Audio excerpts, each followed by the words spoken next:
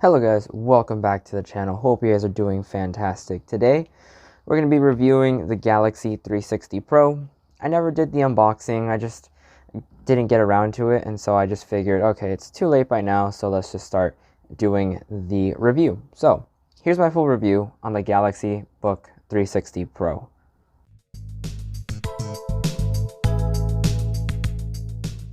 Let's get started. And as you can see, I have already decorated this. And now moving on to the very first feature of this is that you can open it with one hand, which is very nice. Despite it being very light, it can actually still be opened with one hand. So very cool. I actually really like that. Alright, so let's talk about the design of this computer. This laptop was designed to be very lightweight, to be one of the lightest laptops on the market, and this one I think very much delivers on that. It's a very thin, very easy to carry laptop. As you can see, look at how thin this computer is. Now from the side it's a little bit thick where the hinge is, obviously, but for the most part it still retains its very slim form factor. Now you do have your little crevice at the bottom, which allows you to open it single-handedly without any liftage. You have your fingerprint sensor over here, and then you're in. I'm loving this color, by the way. Navy blue or ocean blue, I forgot what they're calling it. It's a very deep and oceanic blue, which is why I wanted to buy it. It was a very nice, very beautiful color in my opinion. The trackpad also matches it, except it's a little bit darker, as you can see. And honestly, I really love this color, plus you have some of that down here. So, loving the color, love the design. It's very lightweight. It only weighs around 2.18 pounds, I believe. I'll put it up on the screen. And so it's a very lightweight and portable laptop, definitely great for students or anyone who's always on the go. This is a very handy laptop. It's so practical, it's so lightweight, and it's just an easy laptop to carry around. Moving on to the display, right? This is the main thing about this computer that really stands out aside from the 360 Fold. This display, I mean, look at this, guys. I love the screen. It's very vibrant, very punchy. It's an AMOLED display. It's a 13.3-inch AMOLED display. It's not even its full brightness. Let's go to the full brightness. So as you can see, it's kind of blowing things out. And overall, the viewing experience is just so pleasant, especially with very skinny borders, very skinny bezel around the edges. It just makes it a very beautiful experience to view movies on or YouTube videos on. It just adds to all of the experience. And it's a very bright screen. It's not going to be the brightest in the world. Outside, it actually is perfectly fine. And whoever says that you can't see the screen in the sunlight, why would you be working in the sunlight in the first place? Get into some shade. I mean, we're still sort of in summer. It's still kind of hot. So what are you doing in direct sunlight? Now, when it comes to the backlit keyboard, you can see it outdoors, but barely.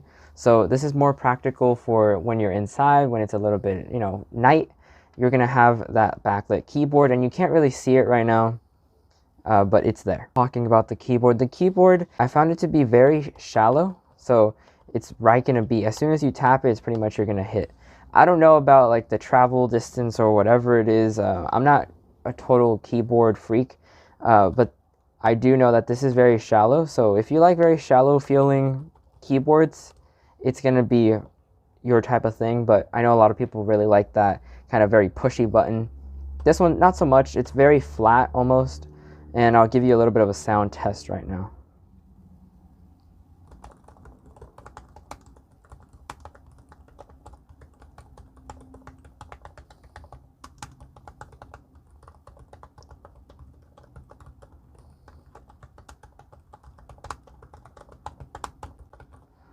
So, as you can see, that's how it sounds. I like the feeling of the keyboard. The keys are very soft. They're very nice. When it comes to the configurations, you are going to have two configurations. The 13.3 inches, which is the one that I have right now, and the 15.3 inch variation that has the numpad. And so it is going to be bigger. I chose a 13 inch because I don't need the numpad, and the numpad drives me crazy because I don't use it. and it's annoying because I think that the keys are there, but they're not there. It's just a bunch of numbers. So I decided to get the 13-inch because it doesn't have it. You can go for the 13-inch if you don't care about the numpad, but if you do and you're very mathematical, then the numpad is going to be great. Go for the 15-inch. This one is a 13-inch. I'm fine with it. It works well. And honestly, when it comes to the configuration, only the 13-inch model has no numpad. The 15-inch, if you want a numpad, you have to go with the bigger screen, which is the 15-inch. I do like the trackpad, which is actually made out of glass. It kind of freaks me out a little bit from time to time because it does, I mean, it's glass. It has the probability of breaking. But I know Samsung designed this for a reason, so it shouldn't break, although I've been hearing some people say that it does break. So I'm very careful with mine. I don't want to like just, you know, but overall, it's very sturdy. As you can see, I'm sort of aggressively pushing it, and it's fine. So you're going to be chilling. This computer is overall very solidly built. Now that we're talking about the build, let's talk about the build quality. So the build quality is actually pretty great. I really do like the build quality on this computer.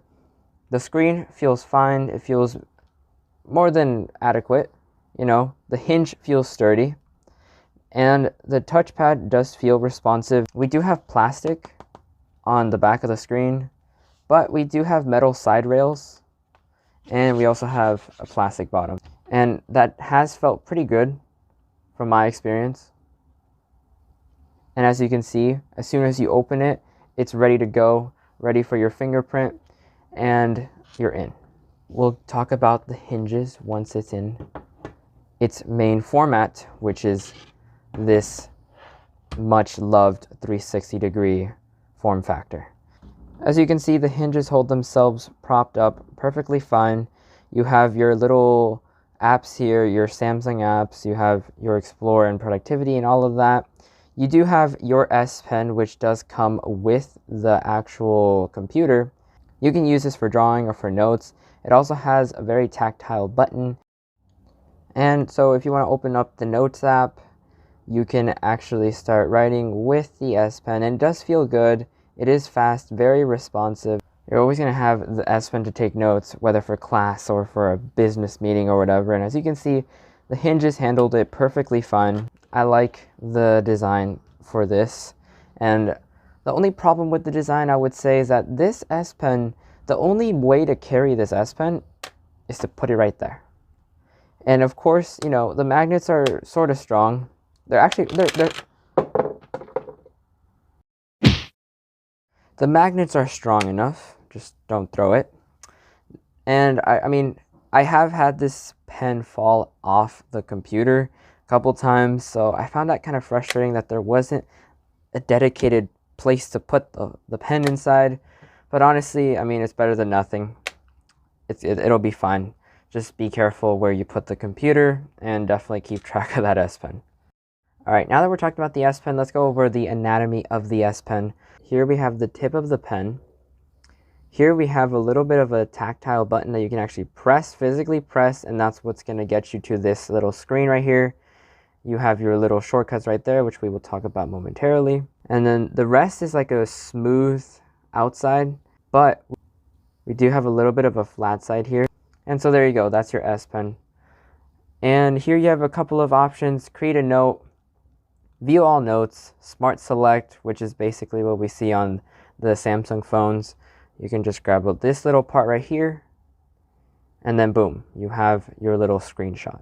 The next would be screen write. So pretty much it takes a screenshot of your screen, and you can write different things like hi or no, whatever you want to write. You can write on your screen. Very handy, very helpful.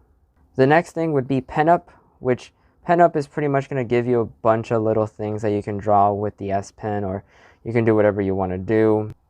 So if you're artsy, you can go ahead and draw these, or you can just color them in, which is something I do rarely, but it's there if you want it. You have a lot of little options here, so you can scroll through them, figure out what you want to paint or color, and have at it. The next one is Show Window. And basically what that does, it'll screen share that specific part of your screen if you have another device that's connected. So there are all the features of the S Pen. Alright, moving on to the battery life. The battery life has been acceptable. It's been okay, to say the least. It hasn't been the greatest in the world. You do have a couple of options here. This battery is rated for 20 hours, which is quite a bit of a stretch in my opinion. The battery has a couple of different modes. You have balanced, you have better battery, you have better performance, and you have best performance, as you can see right down there. Yes, you can see right there. So you do have that option, a couple of different options. You only have 4, but through those options you can find the option that's best for you. I usually keep it around better battery life or around better performance, one of those two. But for this episode, we're going to put it for the best performance. And I have seen that it will last you throughout the day, but you are going to have to charge this overnight. This does run on the Intel Evo platform for the 11th gen processor of the i7. So this is a high-end processor. It definitely is going to run very snappy, very smooth, and everything is just going to flow like a gem. I have seen it. It runs super well. I've never had a problem with it. Now when it comes to gaming, it can run some games, but not heavy, intense games, right? Fortnite, not going to run that well. Call of Duty can sort of be handled by this computer, but I just wouldn't recommend this as a gaming computer. Maybe casual gaming, it'll do perfectly fine. I've played some online games. Now, the fans are another issue that I have a problem with because this gets actually kind of relatively warm very soon. That's one thing that I just can't ignore, is that this thing gets a little bit warm just after just turning it on, and the fans kick on too. Now, I'm pretty sure maybe the problem is not the computer, it's probably me because I don't know what to do. This computer does have the fans do help cool it off, and the performance always stays the same for me. And I've never really seen it throttle. Even when it does get hot, the performance still remains very consistent. So that's something that I really do like, but I wish that it would have better heat management because later it's like really hot. Now moving on to the speakers. The speakers have been phenomenal. I personally love the speakers. They sound great, and I really love their sound quality. And I'm going to give you guys a little bit of a test, but I know that it's not going to do it justice through the mic. But trust me, it sounds good. They actually sound very solid.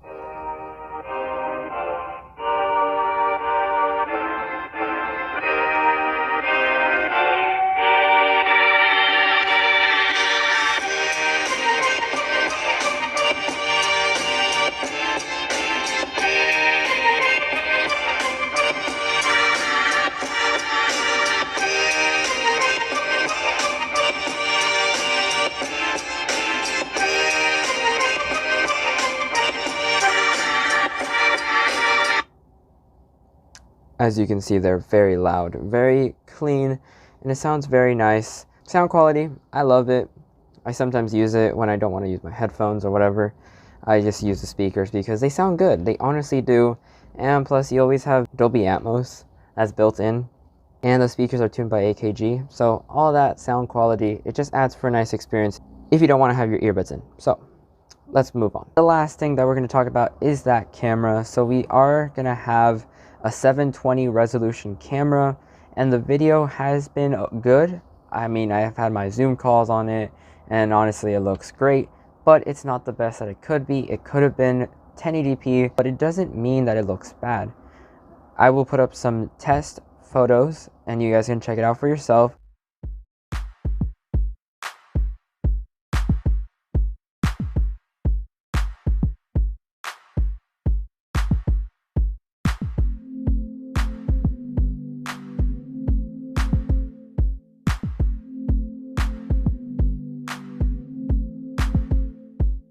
Alright, so now we are at the conclusion. Where does this stand? Should you buy it? Should you not buy it?